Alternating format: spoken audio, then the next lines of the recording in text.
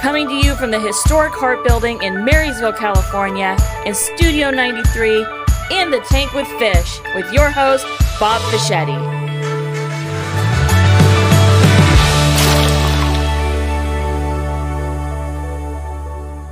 Hey, welcome to yet another In the Tank with Fish and Minnow. Would you? Yep, it's sticking. I can't believe that Kelly's okay with minnow. Totally. You know, there's nothing wrong with the minnow. What are you trying to say? You want me to be the shark? I could be. Kelly, minnows are bait. That's okay. I'm all right with that. So anyway, how's your week been? It's been good. What did I do? I started back at the gym. So are you gonna? That's a little bit torture. No, I'm not Iron Manning. I know I should have known that's what you were gonna say. No, I have bread arms. So like my arms are always like bread arms. I have I have a lot of definition. You have guns. The girl's got guns. I have bread arms, but my 14-year-old, who might not survive much longer, made a comment maybe a couple weeks ago now, and he was like, "Mom, when you wave, your arm moves, and it shouldn't." And so he might not be on this earth much longer, but I have decided I should start back at the gym. You'd be like what Cosby said. He said, "I made you, and I can make another one." Yeah, I know. He's just brutally honest. He's actually a super sweet boy, but he just, like, if it comes into his head, he says it. He can't help it. Sometimes, honestly, sometimes aren't you glad? Oh, for sure. To be around people like that. I mean, it's just they'll just tell you. Yeah. Where the cow ate the cabbage. You know what I mean? Totally. It's like, I mean, I appreciate it. And even if they're wrong, right, their assessment's wrong, it's like, oh, well, that's how that's perceived, right? And so, I could come out and ask him how something looks, and he would be like, "Oh, no, Mom, don't wear that." I was like, I thought it looked okay, but all right. Yeah, no. So, okay, so now, brutally honest. Now I have to ask, what does he think of this? Oh, he loves it. Really? Yeah. What's his name? Caden. Caden, I just want to say you're the bomb, or your mom's the bomb. Something, one of the two. And you're something smaller than that. Yeah, you're the small bomb. Yeah. He is super fun. They both are. Both my kids are fun. But what's the other one's name? Oliver. Oliver is a Spitfire. I love that. I know. I love girls named Emma. Because that was my mom's name. And you know how names get, I didn't mean to interrupt you, but okay. You know how old names come back. Yeah. And so there for a season, because we had a preschool, we see these little kids with what you would consider older names. Yes. Oliver is a cool name. It is cool. Right? But it's an older name. Yeah, it is. And his middle name is Hudson. And his thing is like, "Mom, why don't you name me Hudson first? It's a cooler name." I'm like, "Oh, sorry, kids. Well, do someday it. You can change your name if you would like." But no, he is a total Oliver. He's an Ollie. Like, it just fits him. But he is a Spitfire. My oldest is Order. My youngest is Chaos. He is just like, one is organizing the cart. They get along, don't they? Oh my gosh, they're like water and oil. One is organizing the cart, and the other one is like just throwing things in haphazardly. Yeah. They're fun, though. They're super fun. Well, I purposely didn't give my boys middle names. Oh. My wife and I said, "Hey, just give them a name. If they want another name, they can get it. Interesting. Just add it, you know." Yeah. Because how often like my middle name's Antonio. Roberto Antonio Fiscari. Ah. And it's like nobody calls me, but for a while in my life, I went by Tony. Because I just thought Tony Fischetti. Come on, it just fits. Yeah. Instead of Bob. It really does. Bob. Hi, Bob. Bob. Yeah, Bob. You know, it's like Tony. Yeah, but Tony, it's like it made sense. Yeah. Fish makes the most sense. It does. Speaking of which. Uh-oh. I have something for you. I am afraid. Don't be afraid. It's a good thing.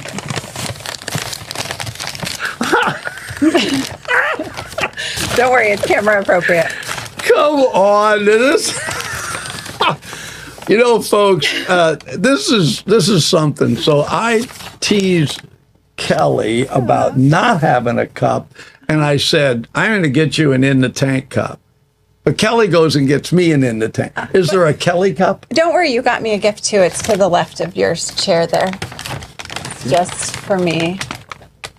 I got you a gift? Yeah, you got me a gift. Oh, because I love you so much. Look, so nice of I got you. Kelly a gift. I got Kelly a gift. What does mine say? Oh, minnow. We're good, folks. We got it. And this. So Was that one? Yes. So that is the limited edition Mexico from Bridge when we had Tim on a couple weeks ago. And when you said that you like to have your coffee with bread in the morning, I made you bread too. I don't know when your birthday is, and I tried to stalk you and find out when it is, but It's in August. Happy unbirthday to you. Classic rustic sourdough. Yep. Why do I want to call you Bear River instead of Bear Creek? Because you think I'm bigger than I am, apparently. You have bigger plans for me than I did when we named it. I do. That's good. Yeah. Made in a home kitchen. Yep. That's us. This is very cool. Well, folks, I wish that you could enjoy this coffee and bread, but you have to get your own. Yeah. Right? You have to get your own. Although, I did bring Kurt a loaf, too, because I didn't want him to have to Kurt stare at got yours. a loaf? He did. And his mouth's in the works. I have to figure out a nickname for Kurt. Okay, so now things are making sense to me because we have an intern that works with Kurt, and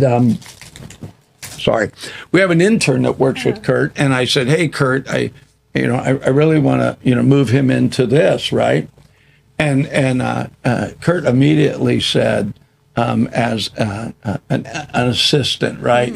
He's not taking it over. I thought I specifically said I want the kid to take it over. Now I understand. Kurt, there was bread involved. Yes. He's not turning that over. He's no dummy. It's like, I'm getting the bread. He's not getting to be part of it. Yeah. Kurt knows what's happening. I love Kurt. I know. Even though he wears a skirt. So anyway, Kurt wears a skirt. A kilt. I'm sorry. I know. It's a kilt. Real men wear kilts. God, we're going to get him on. Real fish do not wear kilts. I'm just saying. They don't. It doesn't match your scales. Yeah, the scales are very white. And so it's like, well, listen, I want to talk about our guest. Oh, yeah. That. Because she's coming in, and her name is Kjerstin Ciociola. Okay, I'm glad you knew this last name because I had to do Tim Stachinsky, and I covered that one. So today you're covering the last name. Yeah. Yeah, I watched the video of with Tim, and I was like, I'm glad that Kelly knew how to say his name, right? Practice. Yeah. So we're going to have Kjerstin in, and we are just going to have a good time. I'm excited. Because she is a riot, and that's a compliment. In the best way. She is brilliant at so many levels and unafraid. Mm-hmm. Unafraid. Only God knows what she's going to say during this next 45 minutes. She sounds like my kind of gal. Oh, she's your kind. You're going to love her. She'll probably run the Iron Man with you. Excellent. So listen, folks, we'll be back in just a few minutes with Kjerstin Ciociola.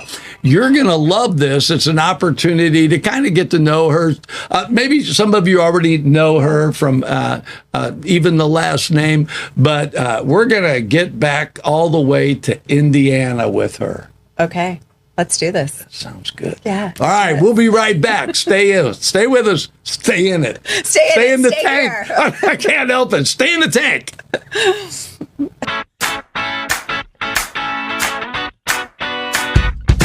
Hi, my name is Denise Landis, and I am the owner of Edible Memories Bakery here on 3rd Street in downtown Marysville.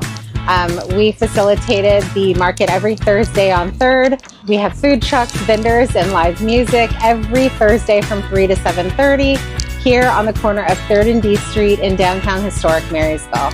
Our vision was to bring an atmosphere of community, and that takes you coming out and joining in the fun with us. We hope to see you here.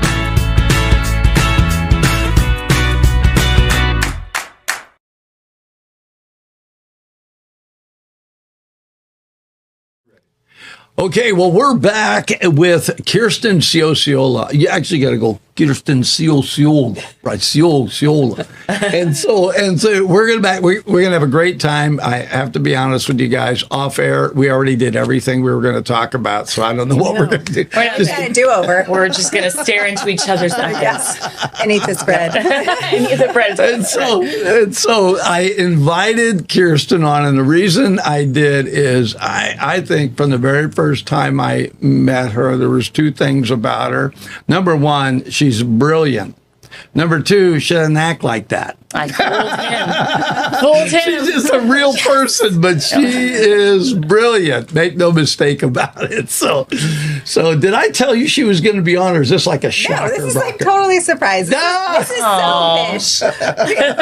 I just texted and said, "Are we having one guest on?" He's like, "Yeah." Well, You'll here you meet go. her when you get Kjerstin, here. Kelly, Kjerstin. A pleasure. Lovely to meet A privilege. you. We have similar interests. I know. I'm already a fan. We don't eat dirt, and we like We bread. don't eat dirt, It's but good. we eat things that come from it. It's perfect. It's awesome. I'm Thank just, you all so much for having me on the Keep show. talking. Yeah. I'm just going to enjoy my coffee. Well, now we need one that says guest down the side. You I can't feel have bad. a talk show without a mug. Those are fantastic. Without our mugs from Coordinated Chaos Creator. I think that's and you now are officially a talk show. So Yeah. that is Yeah, it. That is your does it. Oh, it. we're moving on. They're building us another set with the couch, the desk, the whole thing. man. Oh, Yeah, we need to do that because shenanigans afoot. Yep. People can relate to that, right? You know. Yeah. So I need to rat you out. I honestly, We're live. Let's go. Yeah, here go. it comes, right? I'm good. I'm good. So we were trying to remember when I met you. Right. You have got an amazing voice. You are a singer. Oh, And that's so I heard you with these other girls. And when you reminded me, I remember because I was talking to your husband and you guys were like practicing before the thing. And I remember going up to you. You just blew my mind. I was like, because I love harmonies. I've always thought because it's a work of art. You really have to be, you can't have the other person singing and you're singing their part. You have to stay on it. And it's like, so it's really, and you girls, is that the same girls? Or- Yes. So Sharice James and Cheryl Sano, we've been singing together for almost 20 years now. And we have sung Andrew's Sisters. Oh, I love that. I love them. And we sang Billy Joel, Uptown Girl, 2 nights ago. And there's something about like singing with people who aren't just like doing it to look cute, who really care about the blend and who aren't interested in putting themselves out, like, look at me. Because when you do those tight harmonies that we all like to hear, it's a give and take. Like, you understand this person has to come forward, I have to come out, and now I've got to come out. And it is, it's kind of like a dance in a way. Yeah.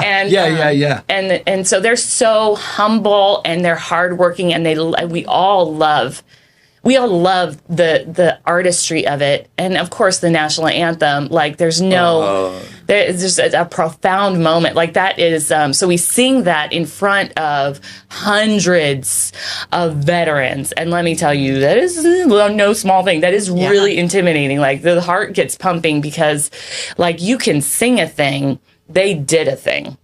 You know what I mean? And I can't. You are like, this is. It's very emotional. It's totally for the veteran, but it's one of our favorite. But you killed it. That is one of the highlights of my year. Not just Grateful Nation Remembers that we do, but singing the national anthem with those girls, and we've done it, through Say Love, and we're available for birthday parties. I mean. Now that I know when Fish's birthday is. Those girls are going to kill me. But we love it. Spoiler alert, none of them dress up like a clown or balloons, none of that. They come like they are. No balloon animals here. Oh my gosh. No balloon. But it is the highlight of our year, getting to sing that together. And of course we sing together every Sunday, but that is especially meaningful because of the people that are in that room. And what they have done, and the honor of getting to do that for them is highlight of my year. That whole thing was amazing. Yeah. Pastor C, I told him, I said, like you pulled rank on me, made me go to that again. Yes. You'd be dragging He's good at that. next time. He is. He's a professional nagger. He is. Yes, he's really good at it. He's very good at it. In a good way, a loving way. You need to do this. You need to do this. I need to do this? Yeah. Didn't I just say need? Yes, so, that's right. Yeah, and he's got that height thing going on. Kind of a little intimidating, the Italian. You're like, I don't know, maybe I better listen. Yeah, he's got all the intimidation. But no, it was awesome. In fact, speaking of singing, I remember, I don't know, like the most important moments in your life always come in a conversation. I feel like you think about the big moments in your life, the like, will you marry me? Like conversation, And I remember I went to school in Tennessee College, and I was going to be an opera singer. Yeah, that's what I was going to do. I mean, what 19-year-old do you know that's like, I really want to sing Verdi? Oh, wait, whatever. Yes, I've been a nerd. I've always been a nerd. Not many. Right, exactly. But I went to college, and I was like this minnow, in this with sharks. Like, oh my gosh! Like the people that I was singing with were on The Voice and American Idol, and I was like nobody. And the conversation with my dad, Air Force Colonel, and he was like, "Look, you're always going to have a place to sing. People always want singers. Yeah. I mean, think about you. Yeah. I mean, and all our friends. There's always an outlet for that." And he said, "Look at your strengths. And these are the things you're really good at. You're great at business. You're great at foreign languages. Like, you are great at organization things." He said, dig into that. It's not glamorous, but you'll find success there and you'll enjoy it. And you'll not have to make this thing that I'm, not the incredible that, I had idealized as. And here I am. And he's true. Listen to your dads, people. Okay, Father's Day is coming up. Just want to say, I'm a dad. She's right. Yes, listen to your dad. And I did. I mean, he said that, he spoke that in like my freshman year, and I was in tears. I'm like, I'm mediocre. I'm not like doing well, and I'm mangling this thing, and I'm constantly feeling bad about myself, and I'm working hard. It's not that I wasn't working hard, but it's just, the skill level. And I did. I went into international business and like barely had to study and do anything. Like I was just coasting because it was a natural talent, all because of my dad. And I had an incredible career previously. And gosh, I actually do owe that to my dad speaking that. There is something about, like, I like wrenching on cars. I'm a hot rod guy. Man, if that motor makes no, I'll never be an electric car guy, unashamedly. Yeah. Because they don't make any noise. Way too quiet. You can't feel the rumble, right? You don't know what it's thinking. It doesn't talk to you. I can hear them. But if I had to do that as a job, if that was working on cars for my regular job, I wouldn't like it. And for a season, I played in a rock band, and that's how I was making my money. And it wasn't the same as I can just sit in my office, grab my guitar, and I'm good to go. Or even the open mics I've been playing at. And it's really different when you get to just enjoy it. Yeah. Right? Because you like it, right? Yeah. And then you don't have that pressure. I've got to support my family on this. I've got to, musicianship. If you think you're going to, it's like my wife will tell you. It's like if I had this bishop once tell me. He said you're going to be a preacher. And I was like, oh, that was a compliment, right? Yeah. I thought at the time. And it's like, and he said, if you can't preach out sandwiches, you're going to starve, son. And it's the same with music. If you can't, whatever you do, if you can't, so it's like, should I be doing this? Yeah. So what your dad told you was he identified your strengths. He said she can live off that. And then because of that, she can enjoy. Yes. She can enjoy what she's doing. It's true. And I think that's where. Is your dad still alive? Yes, absolutely. Where is he? I want his phone number. I know, he's great. Actually, my dad is incredible. He's a 24-year veteran, Air Force, retired full bird colonel. And we traveled. I mean, we moved every 6 months to 3 years, and like the skill set that you get as a military brat is incredible. You learn how to adapt quickly to your culture around you. You learn to enjoy where you're at because you can always be mourning the place you just left, right? Good. You can always mourn that and be like, oh, I miss, and we do that, in certain ways. Like, oh, I miss that time period of my life. I miss that. As a military brat, you realize I've got to be content with where I am with what I have right now, because it's going to change in 6 months. And I'm not saying that I was mature about it at all, because I totally was not. If we call your dad, He would be like, she cried, she threw a fit every time. I'm like, I'm going to move. What's his number? Can we get this on? Totally. Yeah, see, I don't get nervous when people are like, I'm going to rat you out, because I rat myself out. I will beat you to it. I will tell you. But it was but you learn those skill sets. And as I was growing up, I grew up in the public school system. Like, I am a product of all public schools all over the country, so you can blame them. But I was homeschooled for 1 year when my dad when he was stationed in the Middle East during Operation Desert Storm. So we were in Egypt and Israel at that time, and so I was homeschooled, and I was like, oh my gosh, I hate this, because we're in a foreign country. You don't have people that you have now. It's totally different now, but yeah. And so now I serve on the Yuba City Unified School District, and it's like drinking out of a fire hose, that learning process and that learning curve. And but I love education. I still love it. And I tutor as a classical education, the classical education model here locally. And that is phenomenal. My kids are so I was going to ask you about that, because part of when I met her, she came on the air to talk about she was running for school board for Yuba City. Yes. Yuba City Unified. Yes. And so I was all excited because I met her and I went, this gal is going to do good, right? And then I didn't see her again, so I had to ask people, well, did she... Did she disappear? Did she win? No, I'm nose deep into reports and all of the reading. I'm telling you, if you want to serve in politics, please be a reader. Like, there's 500 pages of reading before every board meeting to really comb through it to do the job well. Because I feel like as board members, we're the voice of the community, because you get the Department of Education, you get these bureaucrats, and you get Sacramento, and you get your legislators who are all passing down. You should. But the board is the local voice for the boots on the ground in our community that stands on the wall and goes, yeah, not here, or no, here, and we're going to do it this way, and this is our culture. And so it's so important. And I want to say thank you to everybody who, oh my gosh, there was a woman who, I won't out her, I won't out you, but there was a woman who came to the... I don't believe her. I didn't believe her when she said it. I won't say her name, but she came. She and her husband came to Let's guess. Yeah. No, everybody's doing it. If we're right, twice. No, she came and she says, I listen to the board meeting every time we twice a month.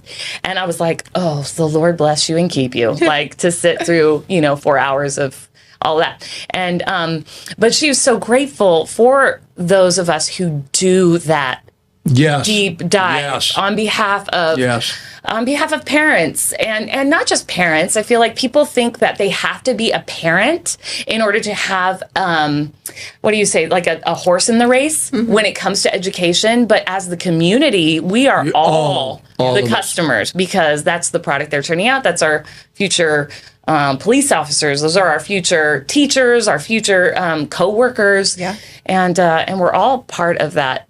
We all have a buy-in in that. So I love it when community members are involved and they make their voices heard, because they're so powerful.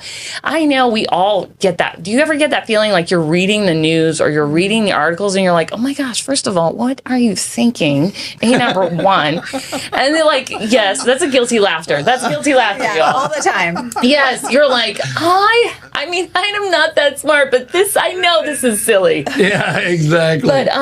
But then you feel so helpless. You feel like the problem is so big, and you have just this tiny little kazoo voice that is never going to go anywhere. But what I've seen is parents and community members come in and take a stand Yeah. about curriculum or take a stand about the way the education is running. And I've seen the tide change. Like, there is so much power in when we're involved. And I don't just say the education, I'm saying city council, I'm saying all the local politics we've learned. I think 2020 taught us. Yeah. All politics are local.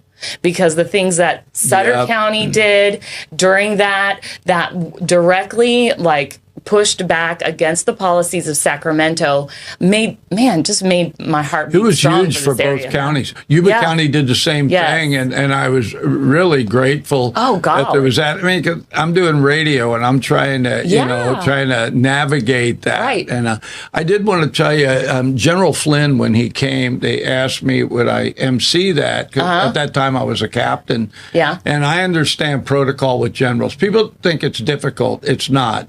You don't call them sir, you call them general. And number two, whatever they do, you just are okay with. That's Yeah. how it works, right? and so when he got up there, I was supposed to introduce him. He just walked up to the mic and started talking. And you're like, that's what's going to happen. That's it. I said to the You're guys, okay with I said, it's on, right? Right. And They earned it. But he said two things. It was a breakfast for veterans, and the second one, what you're talking about, is this is how it impacted me. First one, he thanked us for serving. The second thing he said is, you're not done serving with the community you live in. And the very first thing he said was, get on the school board. Yep. He said, get involved. Yes. Don't just sit back. Right. You're not done serving. You serve the rest of your life. Right.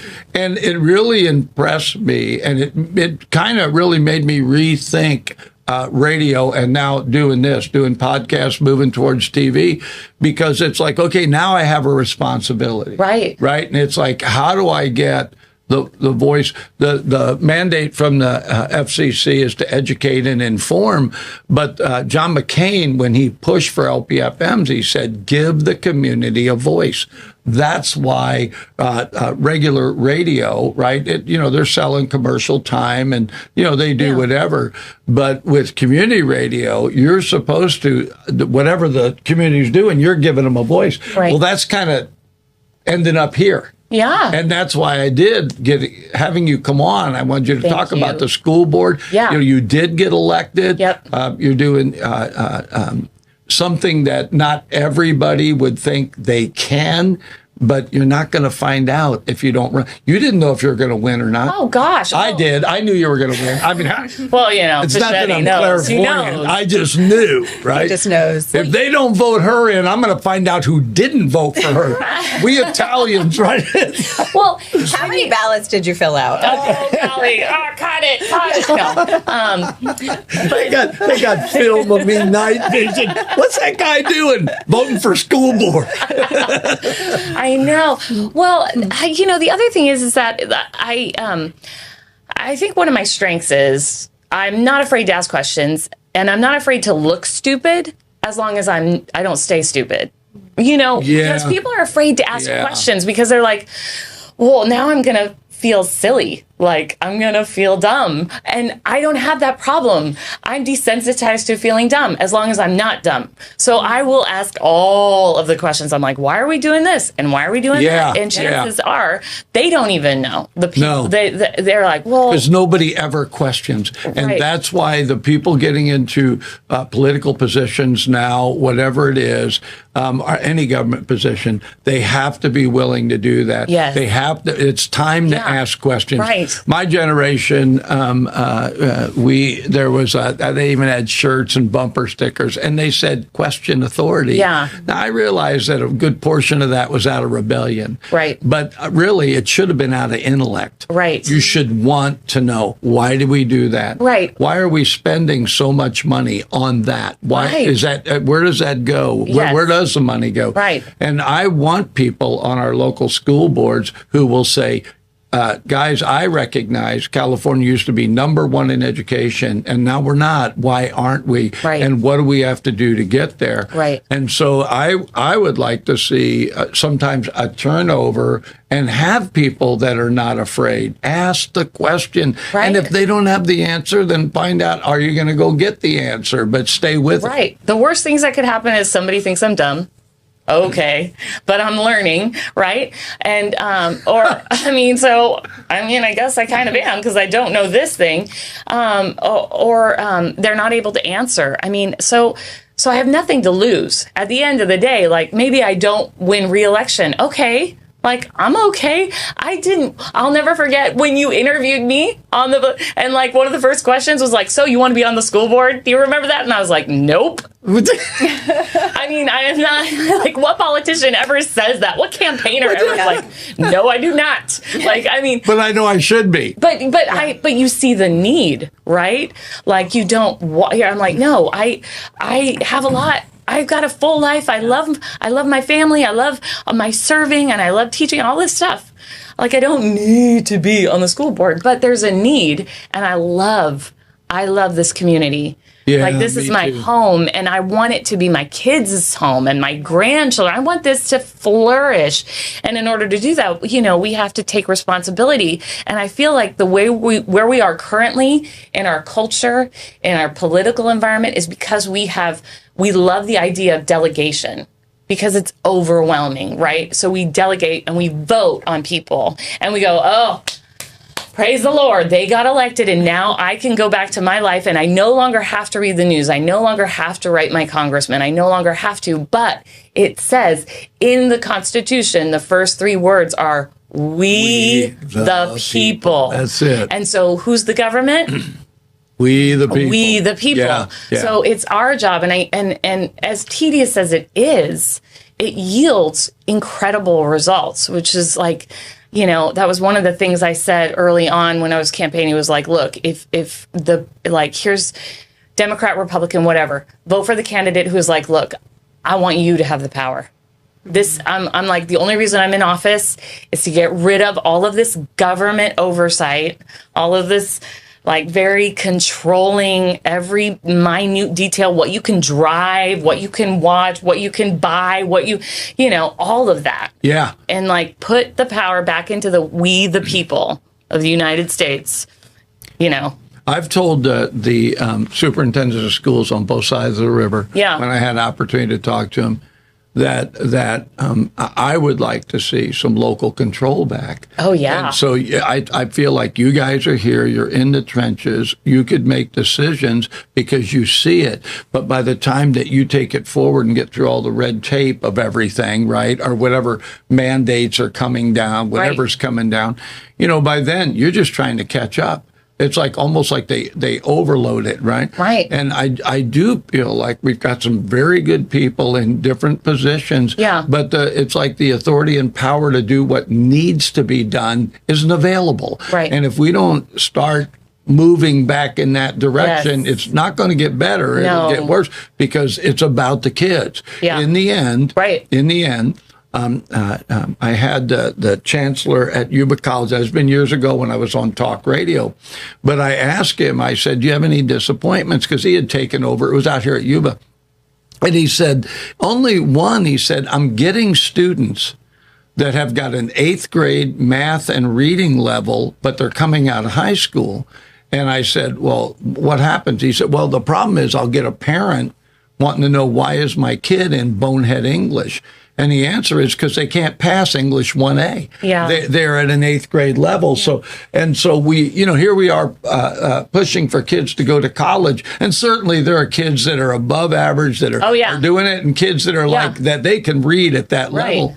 But when we have them telling them they need to go to college, and we're not preparing them, and you can point your finger, I almost get tired of hearing it. Well, it's this person or the classroom or the blah, blah, blah. And if you just give us more money, for me, you're not getting any more money until you spend what you got wisely. Amen. And begin to change the system to whatever it takes to educate the children. Yes. That is your job. That is the job. And so if it isn't happening, you can talk test scores, you can talk all that. Right. But in the end, if a child is graduating 12th grade and is not reading or his math skills, specifically those two, if they're not at a 12th grade level, I'm concerned. Absolutely. That's why I voted for Kjerstin. Yes. Yeah. Well, and also the other thing, Did I just get like totally political? Yes. What did I know, right? Did you black out for a second? Are you back now? They're like, yay, politics. He's gonna ban him over here. I know. Okay, I'm going to shut up. I want you to take over the rest of the interview. No, this is fine. I love listening. We found a Well, my concern is I've learned enough about her. You come in, she is listening to every word. Yes. And in her mind, She's it's an like, active listener. should I be on the school board?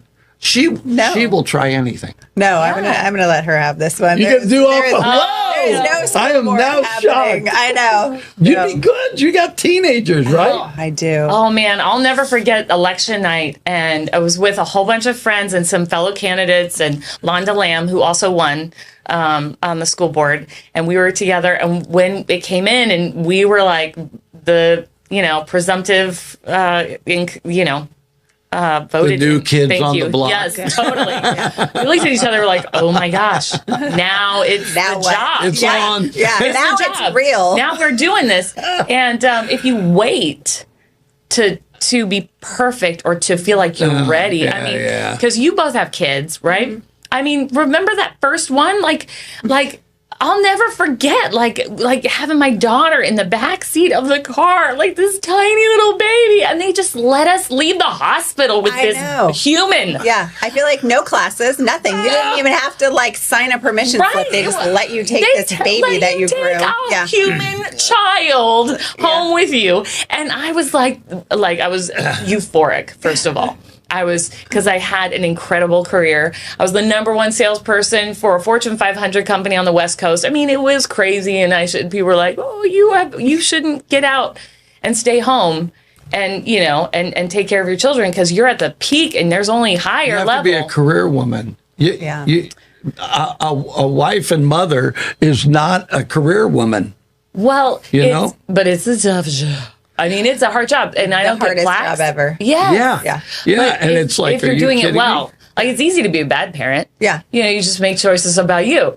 Well, I don't know. I mean, even that's tough, being a bad parent. Sometimes I'm like, fine, make your own dinner tonight. But still, that's self-sufficiency. That's what you're making for dinner, maybe? But you're teaching them Throw self-sufficiency. some That's vegetables good. in there. Yeah, that's right. It's not enough green. But I think I mean, there's what is that famous kicker everybody's talking about now? Because because he Butker, because he said the truth. Yeah, well, and I was listening. It wasn't mind-boggling to me because I'll never forget being in the Caribbean. The company sent my husband and I to this beautiful resort. Like, thank you for all of the money that you have made us, et cetera, et cetera. Totally. And I'm looking around and I looked at him. I'll never forget being at this amazing resort and just looking around and everybody's like, you're incredible. You did a great job. Blah, blah, blah. And I was like, I'd give it all up for a family.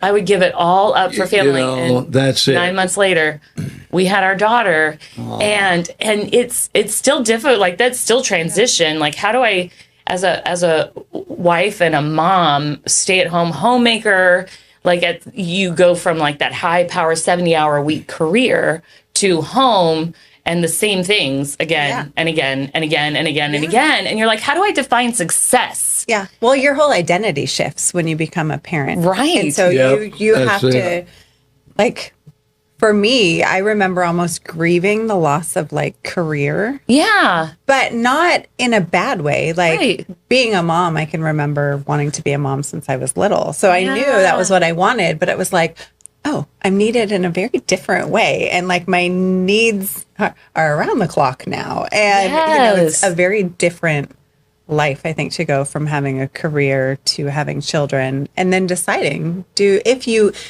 are blessed enough to be able to decide whether you stay home or whether you go back to work. Right. Yeah. And there's no right or wrong answer in it. You have to do something what has to works. make family back at the top of the list. And we do what we do for that. And I remember I was playing in a rock band and, not making a lot of money. And It's a shocker. Shocker. Not making enough sandwiches. not getting and so my oldest boy Pablo was born, and I remember holding him and thinking, my life is changing. This is important. This little guy right here is changing my life, and he doesn't even talk. He's sucking on my bicep. He doesn't know he any brings better. Nothing to the game. Yes, it's right, exactly. And everything all at once. And everything. Yeah. Oh, that's perfect, Yeah. Kelly. Because like my company in so much, I mean, they called me, they romanced me. They were we'll find a way to bring you back in. They were great. And I love that company. I would totally go. I'm so fond of it. But I knew my kids will only have one mom. But they will find a replacement for me. I mean, even the president of the United States is replaceable. Yeah. Okay, he should be. On the way that I say that. Sorry about the political comment. Not sorry, right? It's like, no, I really believe that. You know, but like, I mean, when you think about everybody's talking about being influencers these days, right? Like, all the kids. I have 2 junior hires now. I was just going to ask how old yours are. 12, and my son will be mad if I don't say he's turning 11 in a little bit. So it matters. It's a year really apart. Yeah, they want to be influencers, but you think about the real influeces in your in your life are your family. Your parents. I mean, like I just talked to you about that one tiny conversation I had with my dad that changed the trajectory of my whole career, my college, and everything. And I've had so many of those. And you think about the things that you are, and maybe sometimes maybe you didn't have good parents, right? But the things that you do are as a response to that. Like you saw that bad model and you're like, I'm not doing that. They have influenced your life. And I knew I wanted to be the one that influenced these two kids' lives, especially above it all. And so, so they get me all the time, every day, in and out. It's wonderful. And a stay-at-home mom. And then I also homeschool them, and we actually do a co-op with we do the classical education model, which is fabulous. Really wish we would go back to that as a country. But anyway, what is that? Like reading, writing, and arithmetic? I'm curious too. Oh, well, similarly. Okay, so, but in a nutshell, classical education is the way we were doing education. I mean, Thomas Jefferson, Darwin, Edison, Einstein were all educated under a classical education model, which is just these three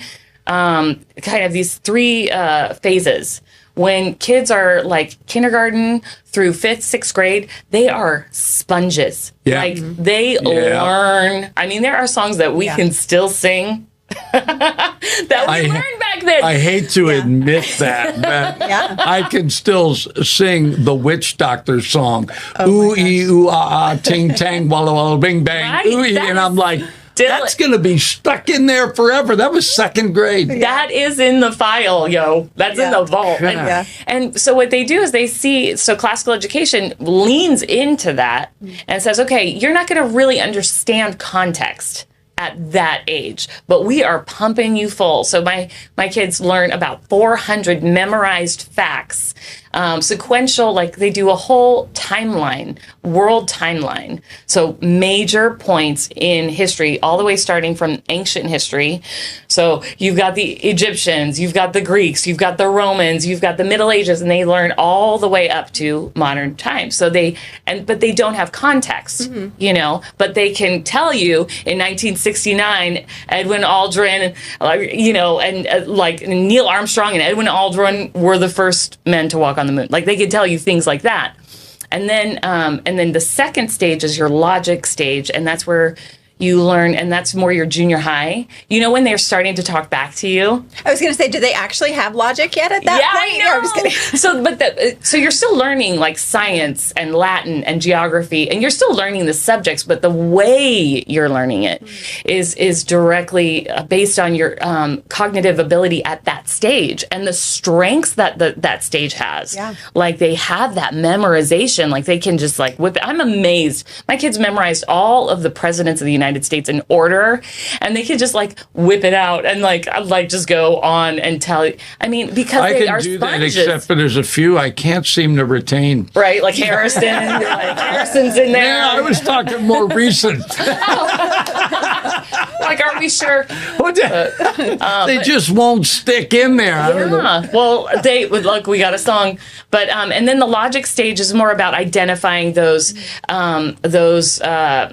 like when you're like somebody making an illogical statement, right? Like, and being able to identify that and be able to combat it. So they're using that like pushback that they already start like learning. They learn the context, and then that kind of debate, more into that debate. They're leaning into that. You're still doing science, you're still doing arithmetic, you're still doing that, but you're doing it in that kind of conversational way to where you're learning and you're absorbing. And then the final stage is the rhetoric, and that's more of the taking all of the ideas, taking what you learned in the grammar stage, taking what you learned in the logic stage, and you're combining all of it. And that's where you're high school, and you're able to present these theses, still the same subject matter. It's still all that, but what we're not doing, I'll say this, it's like, it's not like classical education is really preparing you for a occupation. That's not the goal. The goal is to teach you to think, right? I was just going to say, it sounds like critical thinking. That's all it is. You're talking about that portion that somehow disappeared out of our educational system called critical thinking. Because now all we're doing is teaching to the test. Like, you're like, okay, we're learning this chapter, and now I'm going to take a test. I got the A, and what do you do with it? Pitch it out, right? Classical education model, you're learning the same things. Like different cycles, like ancient, Middle Ages, modern, and you're going to learn it again. And but you go deeper every time, so that the repetitive pattern of it. And we don't have somebody, like Sacramento telling us that we got to change our curriculum every 5 years, which is, what the public school. So, Bystock and Houghton Mifflin and all those publishers, they're making a bundle. But is that who used to do sales for? I'm sorry, there should probably be like a disclaimer: do not buy stock based on this crazy lady's claims. Don't do that. We're gonna have to take off. Yes, let's. Can yes, we have you back? Yes, absolutely. Because I think you've survived this far. Why not?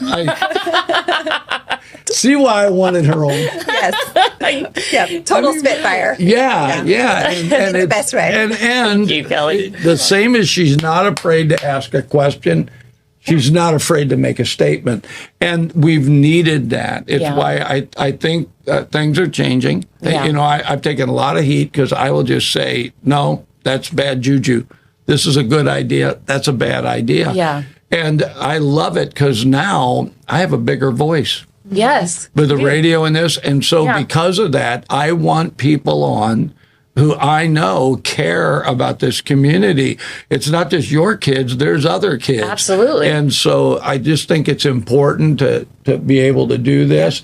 And so, sometimes they're just fun, sometimes they're educational, sometimes they're Kjerstin. I was going to say, sometimes they're both. All right? It's like, just that you get the whole ball game. I know, I'm like minestrone. Just like throw it in the pot. So I always, now that I've gotten to know Kelly, I know she's fearless. She'll try anything. I will. But you got so quiet. I was like, school board is not my doing jam. that. She's not going after that one. I know. And I'll say it's not necessarily the school board. It's that I do not fancy myself, and this is probably not even correct, but like, I won't be a PTA parent. I will be like, tell me what you need done. You need 10 cases of water delivered. Right. But like that whole sit around and talk and not do is so challenging for me that I am not like, when we were married, I always joked that like my husband was a great room mom because I wasn't. I was like, tell me what to do. Yeah. But I won't be, I don't want to just be in there talking. No, I want to task oriented. I am I am like a sheepdog. Like, I love give that. me a task. Do this. That is totally needed. Yeah, and it's not better than or lesser than. Like those are all necessary. I mean, and the way we change things, right, are with the Kellys who come in and serve, right, and they're with the people who talk and who push back and ask questions. I'm telling you, like, I mean, the government wants and people want to get you out of the equation. It feels like, listen, just let the experts handle it. Just let us. But studies have shown time and time again, the more involved you are in your kids' education, the more involved you are in your community, the better it is. Not like getting intimidated, like, I just don't know enough. Well, of course you don't. I don't know enough. I'm learning That's why you're asking. And that's why I'm asking. But we make the foolish assumption that the experts are. Right. experts. Nobody knows your children better than you. And so we make that assumption. Well, they know. Yeah. And they don't always know. I've met people that do not have. My own father only had an 8th grade education, and he ended up the final inspector on the F-4 Phantom.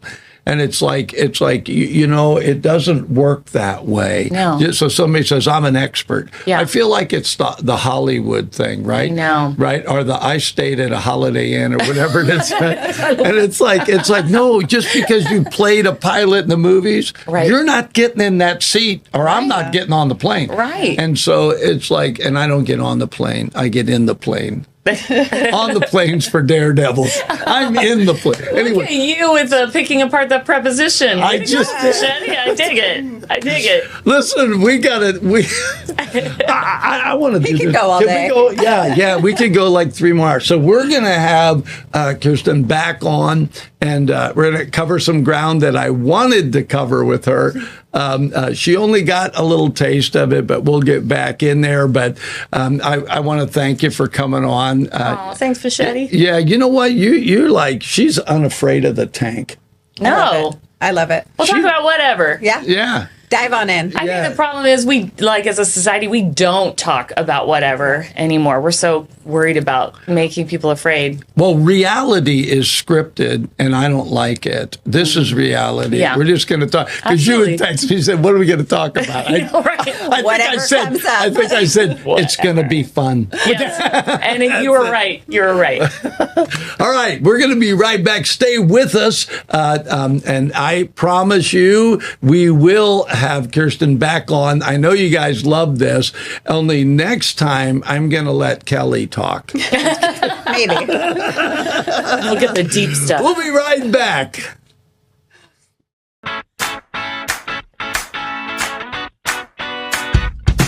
Hi, my name is Denise Landis, and I am the owner of Edible Memories Bakery here on 3rd Street in downtown Marysville.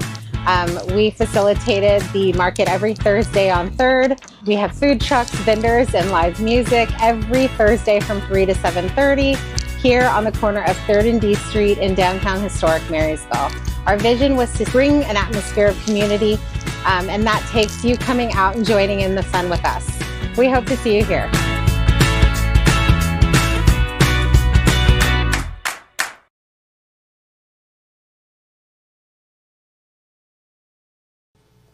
Welcome back. We just had Kjerstin Ciociola.